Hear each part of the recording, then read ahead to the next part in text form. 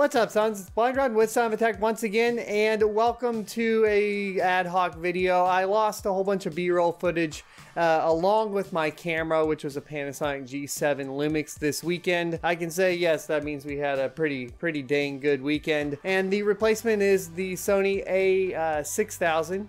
Yeah, that's how that is. And we're going to be giving it a shot. The autofocus seems to be working pretty well. It doesn't have a flip out though, so there's some things about it. If you're interested in a review for that, let me know in the comment section below. Today we're going to talk about the lifespan of the Hackintosh. It appears that due to some recent news that just came out today, we're going to be looking at the death of the Hackintosh. In recent years, it has really taken off as being one of the more popular ways to get yourself on the, or keep yourself on the OS X platform, and still also keep all of your old peripherals, as you could put add-in cards. And the support for the Mac Pro has dropped. You know, the latest Mac Pro, the trash can, lost a lot of connectivity, and there's no way to put any PCI add-in cards in.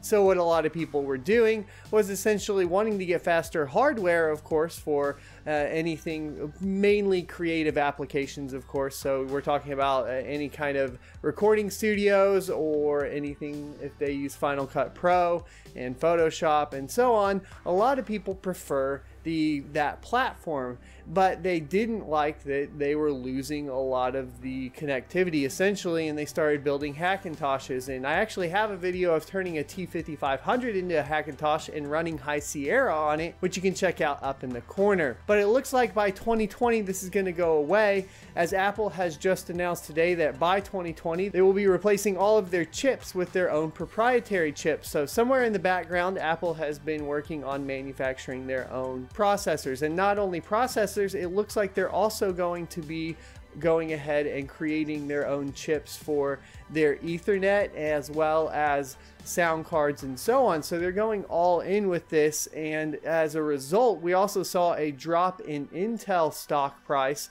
of about 7 to 10%. This is due to the fact that at this point that Intel's revenue, about 5% of it comes from Apple, so the MacBook Pros and so on and so forth. The partnership with Intel and what started around 2005, or that's when it was announced, and since then all of the MacBooks and MacBook Pros and any of their desktop solutions like the iMac and so on and so forth have used Intel chipsets and Intel processors.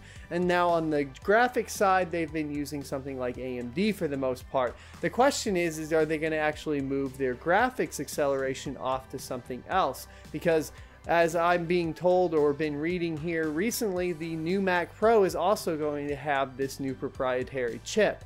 So it's going to get really interesting, and the reason I relate this to the death of the Hackintosh is primarily because the only way that currently functions is through a bootloader that can then load OS X onto pretty much anything Intel based and even AMD based, but not quite as successfully. We can get in kind of the caveats on that on another kind of video. But what we're going to see is a more difficulty curve for building Hackintoshes, and of course for compatibility, as Apple's now going to be locking it down more and more. This is, in their defense, what they say is this is going to allow for tighter integration between the operating system, the applications that run on that operating system, and then as well you're probably going to see a tighter integration with iOS. Now this move is curious in the fact that I'm wondering if they're going to be moving towards more of an iOS integration with OS X, and it's been moving that direction of course for quite some time. And of course there's also going to be a concern about power, because, or what should I say, processing power, not necessarily power consumption, which could be a problem as well. But you know, they have been working with Qualcomm to get a little bit further away from Intel, and then they had their own proprietary chips in the latest MacBook Pros that ran things like the Touch Bar. So they kind of have been moving away or moving towards that option of creating their own chips. We just didn't really know that they were going to go ahead and ditch Intel all the way.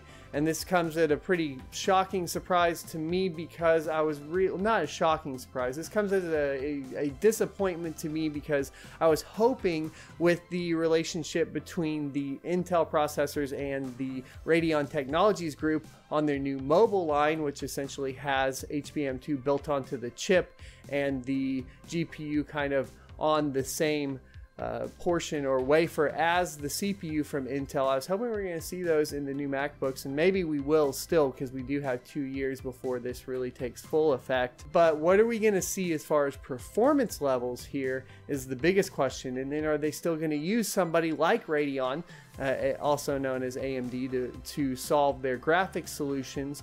I'm under the impression that this will have their integrated graphics solution or some form of it, as they do in a majority of their products right now as far as the laptops and desktops go, primarily use the built-in iGPU on the Intel side. So if they're going to go with some sort of, you know, factor for that, what's going to replace quick sync? Of course, that's a big one, because one of the biggest draws for a lot of people to OS X for video editing, for example, is using Final Cut Pro, and that utilizes QuickSync pretty heavily. And what that allows you to do essentially is still have a very usable operating system while you're rendering out your video, so you can multitask a lot better. You know, if you don't use that option and you're only using the hardware or the CPU itself, or even like the GPU if it does have that support, then you'll notice in a lot of operating systems, especially Windows, if there's not a ton of power or available power and you're not limiting the processor artificially somewhere, your operating system gets a little bit soupy, I would say.